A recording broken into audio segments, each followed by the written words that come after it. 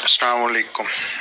आज की वीडियो का मकसद ये है कि हम जान सकें कि स्टोन्स के पेशेंट जो उनसे हैं वो क्या खा सकते हैं और क्या नहीं खा सकते। मैं मेनली दो किस्म के स्टोन्स पे आज फोकस करूंगा जो सबसे कॉमन है दुनिया में, वो हैं कैल्शियम ऑक्सलेट स्टोन्स और यूरिक एसिड स्टोन्स।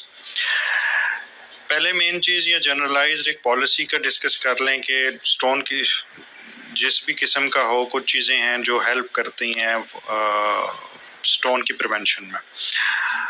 6 स्टेप्स जो उनसे हैं ये ऑनलाइन भी मौजूद हैं आपके पास मुख्तलिफ फोरम्स पे, आप इन्हें देख सकते हैं। लेकिन ऑक्सलेट डाइट को लिमिट करना जनरली हेल्प करता है, बट यूरिक एसिड स्टोन्स की अंदर बहुत ज़्यादा अहम नहीं है। कैल्शियम ऑक्सलेट स्टोन्स के अंदर ये बहुत अहम है और मैं अगली पिक्चर में उसको डिटेल से बताता हूँ।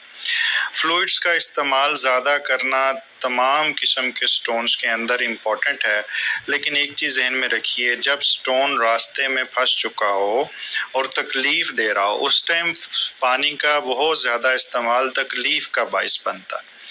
ये तब की बात हो रही है जब स्टोन फंसा नहीं हुआ और वो चलें साइड पे है, अगर है भी, और पानी का इस्तेमाल ज़्यादा उसको बड़ा होने से बचा सकता है, और अगर आप दवाई ले रहे हैं तो हो सकता है घुलने में भी मदद दे दें।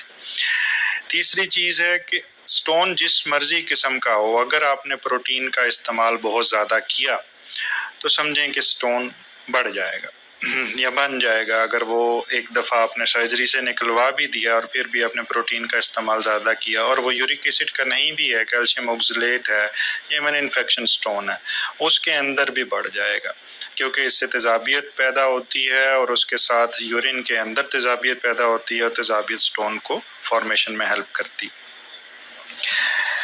एक जनरलाइज मिथ जो है कि दूध बंद कर देते हैं, ये बहुत बड़ा जुल्म है। स्टोन के पेशेंट का दूध बंद नहीं होना चाहिए। ये दवाई की जो सी बनी हुई है, इसको आप कंसिडर मत कीजिए। मैं कैल्शियम सप्लीमेंट लेने की बात नहीं कर रहा, मैं कैल्शियम सप्लीमेंट्स लेने के हक में नहीं हूँ अनटिल के वो डॉक्टर आपको रिकमेंड करे। मैं दूध की बात कर रहा हूँ। दूध की प्रोडक्ट्स आप इस्तेमाल कर सकते हैं, स्टोन की वजह से उन्हें बंद मत कीजिए, रादर वो हेल्प करते हैं मोस्ट ऑफ स्टोन्स के अंदर। और कुछ लोग कैल्शियम बंद करके, दूध बंद करके, पथरियों की वजह से बहुत जल्दी हड्डियां कमज़ोर कर बैठते हैं और उनके घुटने में दर्द शुरू हो जाती है, उनको जिस्म में दर्दें वक्त से पहले शुरू हो जाती हैं, गर्ज़े के वो अपनी उम्र से पहले बूढ़े हो जाते हैं, सिर्फ इस वजह से कि किसी ने कहा था कि आप दूध मत पिएं। विटामिन सी सप्लीमेंटेशन को अवॉइड करना है, और नमक, इन दो चीज़ों को अगर इकट्ठा कर लें, गोश्त और नमक का इस्तेमाल कम करना है, तो ये तमाम किस्म के स्टोन्स के अंदर सच है। और इसकी मैकेनिज़्म ज़रा कॉम्प्लिकेटेड है, तो मैं उसकी डिटेल में नहीं जाऊंगा।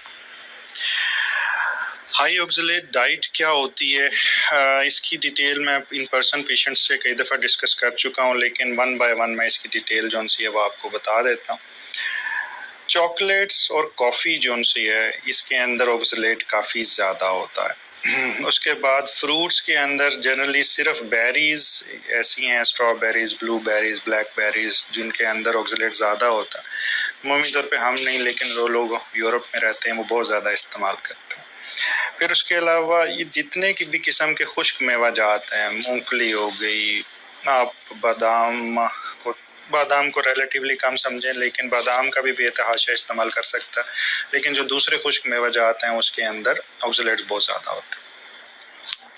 फिर उसके बाद चुकंदर की बात कर लें, इसकी रुबाब हम तो इतना ज़्यादा नहीं इस्तेमाल करते, लेकिन हम पालक काफ़ी इस्तेमाल करते हैं, हम साग को इस्तेमाल करते हैं, और इनके अंदर भी ऑक्सलेट्स ज़्यादा होती है। स्विस चार्ट भी आपके सामने है। इसके अलावा और जिन चीज़ों का जिक्र करना चाहिए, वो जो हम इस्तेमाल करते हैं वो हैं अजवाइन, सेलरी के पत्ते भी ज़्यादा इस्तेमाल करते हैं, और उसके अंदर भी ऑक्सलेट्स ज़्यादा होता है। इसके अलावा ये जो से बकव्हीट बनी हुई है, हम इससे ज़्यादा फेमिलियर तो नहीं है, लेकिन बेसिकली ये जंगली गंदम है जो पाकिस्तान में पहले तो सिर्फ गवादर एरिया में ज़्यादा बीजी जाती थी, अब पाकिस्तान में मुख्तलिफ जगह पे इसकी फार्मिंग की जा रही है। इसके बहुत सारे फ़वाइद भी हैं, लेकिन इसमें ऑक्सलेट आम रूटीन से ज़्यादा होती है। बीन्स का इस्तेमाल भी कम करना चाहिए, भी जहन में रखें। ब्लैक टी यानी कहवा, और टिपिकली جو سب سے زیادہ مشہور شروع میں بات ہوئی وہ آئس ٹی تھی، جو یورپ کے اندر زیادہ استعمال ہوتی ہے اور اس کے ساتھ سٹون کافی زیادہ بنتے ہیں۔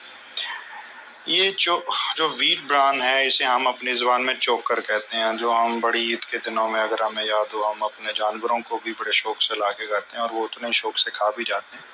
اس کے اور بھی بہت سے یوزز ہیں جو کی جاتے ہیں۔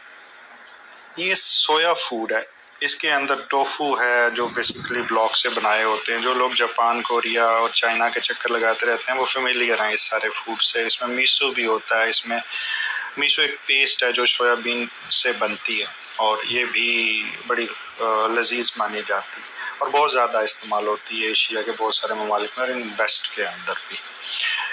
پارسلے، رسل سپراؤٹ اور کچھ اور سنیپ بینز چیزیں ہیں جو شاید ہم تو اتنا نہیں استعمال کرتے لیکن ویسٹ میں کافی ہوتی۔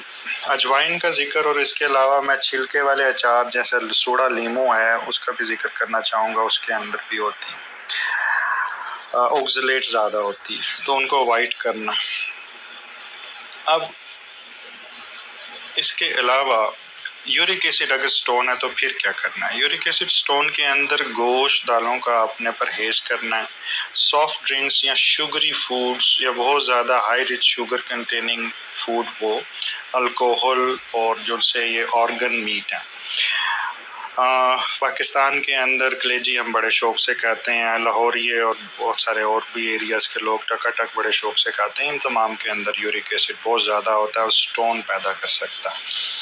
ان تینوں قسم کے سٹونز کے اندر کامنالٹی یاد رکھیے گا کہ یہ تمام سٹونز جو ان سے ہیں یہ سادہ ہو جائیں گے اگر آپ کے پاس یہ پانی کا استعمال کم ہوگا، نمک کا استعمال زیادہ ہوگا اور پروٹین کا استعمال زیادہ ہوگا۔ میں نے کوشش کی ہے میں چیزوں کو سمپل رکھوں اور جو ضروری چیزیں ہیں وہ آپ تک پہنچا سکوں۔ امید ہے کہ آپ کو اس سے فائدہ ہوگا اور اگر آپ کو اس سے کوئی فائدہ ہو، اس کسی بیماری کے اندر آپ کو کوئی ریلیف ملے تو دعاؤں میں ہمیں یاد رکھیے۔ بہت شکریہ۔